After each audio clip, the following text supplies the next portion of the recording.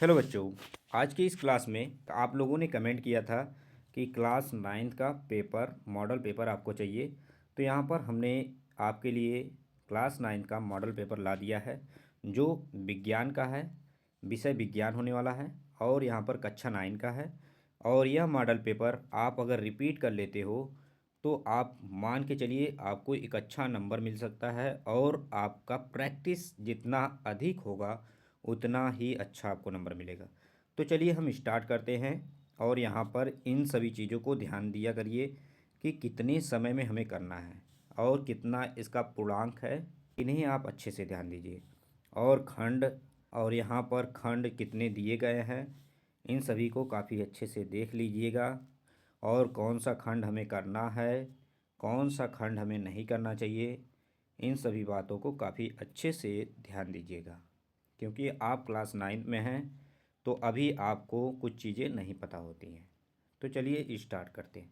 यहाँ पर देखते हैं कि यहाँ पर दिया गया है कि खंड अ, खंड यहाँ पर अ में दिया गया है कि सदिश राशि कौन है।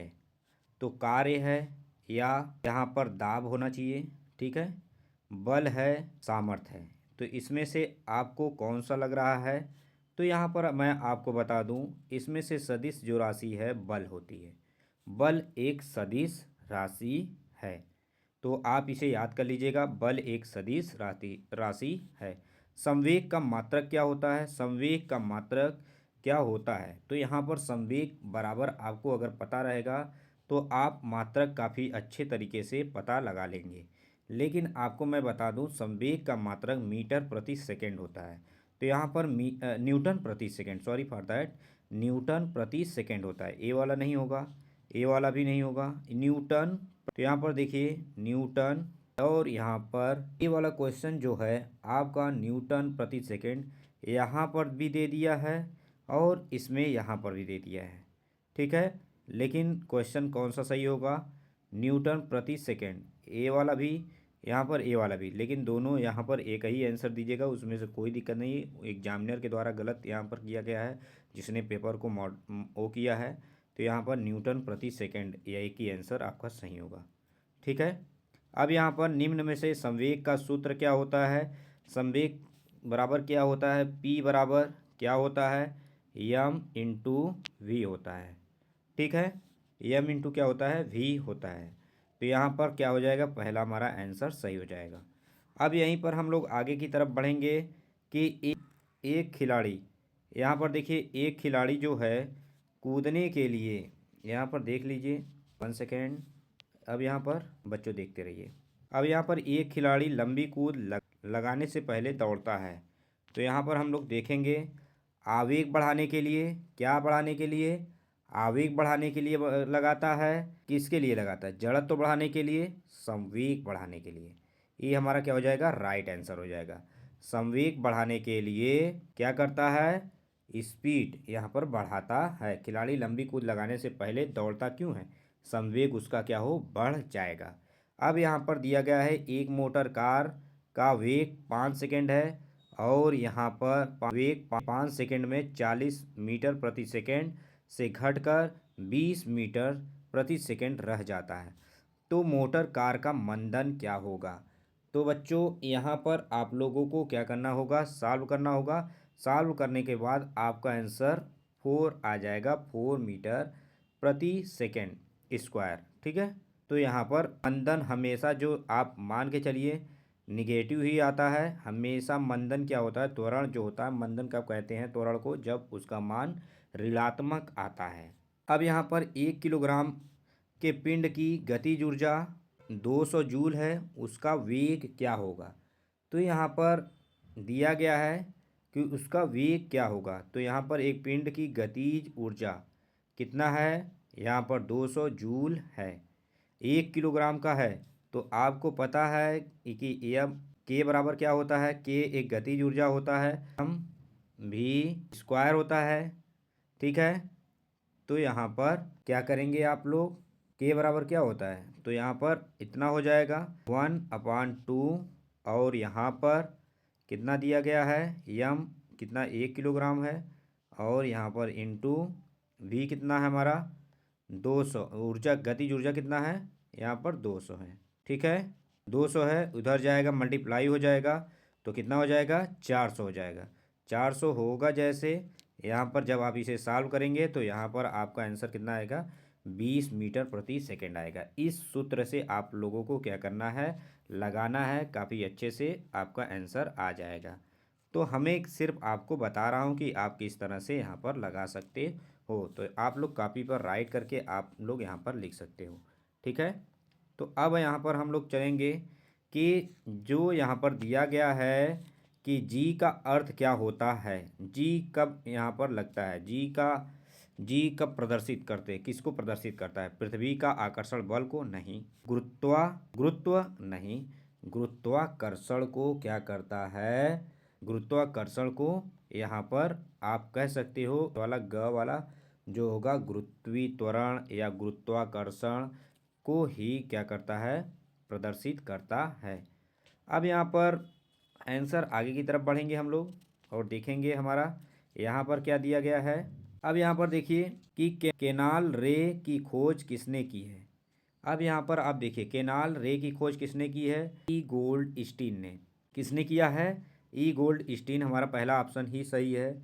ई गोल्ड स्टीन ने केनाल रे की क्या किया था, खोज किया था। अब यहाँ पर बताइए सबसे बड़ी बात यहाँ पर एक और है कि यहाँ पर आपको दिया है कि कौन इसमें तत्व नहीं है, इसमें कौन सा तत्व नहीं है, आपको यहाँ पर बताना है कौन इसमें इन निम्नलिखित में से कौन तत्व नहीं है। ऑक्सीजन, ब्रोमीन भी है, कागज नहीं है, कागज तत्व नहीं है। जस्ता जो है एक तत्व है, क्योंकि जस्ता का क्या होता है, जेडेयन होता है क्या, जस्तन, जेडेयन नहीं होगा, हमारे हिसाब से कुछ और होगा। ठीक है, निम्नलिखित वाक्यों में से पढ़कर सही विकल्प का चयन कीजिए। ठोस अवस्था में कणों की व्यवस्था अत्यधिक क्रमित होती है। ठोस अवस्था, यहाँ पर देखिए व्यवस्था लिख दिया गया है। ठोस व्यवस्था में कणों में आकर्षण बल सबसे कम होता है। तो यहाँ पर केवल बी ही ऑप्शन आपका सही होगा, वाला ख जो है इसमें सही है। ठीक है, अब निम्नलिखित में से कौन सा यहाँ पर दिया गया है, 11वां वाला क्वेश्चन हमारा, निम्नलिखित में से कौन, या 11वां हमारा क्वेश्चन है। अब निम्नलिखित में से कौन सा जटिल प्रभाव को प्रदर्शित करता है, तो इसमें आपको बताना है जटिल प्रभाव कौन प्रदर्शित करता है। तो आपको नमक का घोल, दूध, यहाँ पर दूध आपका क्या होगा, राइट हो जाएगा और दूध आपका सही होगा। अब यहाँ पर आपको बताना है निम्न नकल तथा कपूर के मिश्रण को, यहाँ पर कुछ और होना चाहिए, नकल तथा कपूर के मिश्रण को पृथक किया जाता है, किसके द्वारा किया जाता है। तो यहाँ पर आपको यहाँ पर द्रवों का जो पृथक्करण होता है, द्रव, यहाँ पर द्रव तथा कपूर, यहाँ पर लिखा है, नकल हमें नहीं पता है, कुछ होगा। यहाँ पे नकल तथा कपूर के मिश्रण को पृथक किया जाता है, तो यहाँ पर आपको ऑप्शन ख वाला जो सही होगा, अपकेंद्रण द्वारा। ठीक है, केंद्रण द्वारा। अब 300 केल्विन ताप का सेल्सियस इकाई में मान कितना होगा, 300 है तो 27 डिग्री सेल्सियस आपका हो जाएगा। ठीक है, अब यहाँ पर आगे की तरफ देखेंगे, जो यहाँ पर देखिए 27 डिग्री हमारा सही होगा। कोशिका निम्न में मुख्यतः किसका, यहाँ पर कोशिकाएं जो हैं तो निम्न में से किसका बना होता है, सेलुलोज का। यदि अंतर्द्रव्यी जलिका पर राइबोसोम्स हटा दिया जाए तो कौन सी प्रक्रिया बाधित होगी। तो यहाँ पर कौन सी प्रक्रिया बाधित हो जाएगी, प्रोटीन संश्लेषण की प्रक्रिया जो होगी बाधित हो जाएगी। अब 16वां का कौन सा आंसर सही है, क्लोरोफिल का प्रयोग करके प्रकाश संश्लेषण करने वाले वर्ग को क्या कहते हैं। तो यहाँ पर आपको पता है कि जो है कि इसे क्लोरोफिल कहते हैं, लेकिन इसमें आंसर आपका नहीं दिया गया है। ठीक है, इनमें से कोई नहीं। ठीक है, अब यहाँ पर क्या हो जाएगा, इस चित्र में दिया गया है, चित्र में हमें बताना है तो हमारा क्या नीचे दिए गए प्रश्नवाचक चिन्ह के अंतर्गत आने वाले जंतु अंगक का नाम लिखिए। तो यहाँ पर उसका नाम क्या हो जाएगा, चित्र में जो दिया गया है, तो यहाँ पर क्या दिया है, संकुचनशील वाला ऑप्शन ख आपका क्या होगा, सही हो जाएगा। ऑप्शन ख जो है संकुचनशील धानी, संकुचनशील धानी जो ऑप्शन है वो राइट है। ठीक है। अब यहाँ पर पुष्पी पादप अथवा पौधे जिनके बीज फलों के अंदर ढके होते हैं तथा इनके बीजों का विकास अंडाशय के अंदर होता है, जो बाद में फल बन जाता है, उस वर्ग को कहते हैं। उस वर्ग को हम लोग क्या कहते हैं, आइए इसे हम जानते हैं। तो यहाँ पर इसमें नहीं दिया गया है, नेक्स्ट पेज को हम लोग देखेंगे और यहाँ पर समझेंगे। क्या कहेंगे, जियोस्पर्म। ठीक है। तो यहाँ पर ओजोन परत के लिए अत्यंत हानिकारक है सीएफसी। सीएफसी क्या होगा, हमारा राइट आंसर होगा। अब यहाँ पर दिया गया है फलीदार पौधे की जड़ों में पाए जाने वाले बैक्टीरिया होते हैं। तो यहाँ पर नाइट्रोजन स्थिरीकरण, नाइट्रोजन स्थिरीकरण। तो यहाँ पर वाला ऑप्शन सही है। अब यहाँ पर न्यूटन की गति का द्वितीय नियम, इसके आधार पर बल तथा संवेग में परिवर्तन, इसे आपको लिखना है। न्यूटन का द्वितीय का जितना आप फोर्स लगाओगे अपनी तरफ से उतना अपोजिट दूसरे की भी तरफ से उतना ही फोर्स लगेगा। इस तरह से आप लोग देखिएगा, इसे याद कर लीजिएगा। ये सभी क्वेश्चन आपको याद करना ही होगा। ठीक है। तो इन सभी काफ़ी अच्छे क्वेश्चन हैं और इन सभी को आप लोग अच्छे से याद कर लीजिएगा। अगर आप लोग कहेंगे तो हम इसका आंसर भी आपको दे देंगे, इसमें कोई वो नहीं है, आपको सभी चीज़ों का आंसर हमारे द्वारा मिल जाएगा। अब यहाँ पर दिया गया है कि 5वां में दिया गया है परमाणु के नाभिक में कौन सा परमाणु कण विद्यमान होता है। तो ये आप जान लीजिए, परमाणु के नाभिक में न्यूट्रॉन जो होता है विद्यमान होता है। ए वाला इसमें क्या होगा, परमाणु के कण में नाइट्रोजन क्या होते हैं, विद्यमान, न्यूट्रॉन जो होते हैं विद्यमान होते हैं।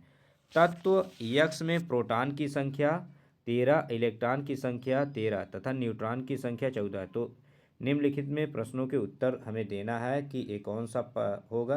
तो देखिए, परमाणु की संख्या 13 है और संयोजकता इसका क्या हो जाएगा, 3 होगा, और इसका जो तत्व जो होगा वो एल्यूमिनियम होगा। ठीक है। ये तत्व कौन सा होगा, एल्यूमिनियम, क्योंकि यहाँ पर इलेक्ट्रॉन की जो संख्या है वो 13 है। अब यहाँ पर आपका दिया गया है कि अब यहाँ पर आपको दिया गया है कि यहाँ पर बताना है कि हमारा जो क्या होगा कि यहाँ पर तत्व यक्स परमाणु संख्या तथा नाम बताइए। तो यहाँ पर इसमें आप लोग बता देंगे आसानी से कि यहाँ पर कौन सा है। ठीक है। तो इस तरह से आप लोगों को क्या करना है, करना चाहिए। कौन सा एल्युमिनियम हमने बता दिया है। ठीक है। तो इसकी संयोजकता जो है एल्युमिनियम की 3 है, इलेक्ट्रॉनों की संख्या। ठीक है। आप उसके हिसाब से कर लीजिएगा। अब यहाँ पर देखिए, यहाँ पर इन सभी क्वेश्चन को काफ़ी अच्छे तरीके से करिएगा, क्योंकि ये काफ़ी अच्छे क्वेश्चन हैं। इन सभी क्वेश्चन जो दिए गए हैं आप लोग इन्हें याद कर लीजिएगा। ठीक है। ये अच्छे अच्छे क्वेश्चन हैं, तो काफ़ी अच्छे से आप लोग उतार लीजिए कापी में। ये पेपर काफ़ी अच्छा है, काफ़ी बहुत इम्पोर्टेंट है आप लोगों के लिए। तो अच्छे से आप लोग इन प्रश्नों को याद करिए जो जो दिए गए हैं, और पेपर में आने के चांस बहुत ज़्यादा होते हैं मॉडल से। ठीक है। अगर वीडियो अच्छा लगा हो तो प्लीज़ लाइक करिएगा, चैनल को सब्सक्राइब करना मत भूलिएगा। Thank you.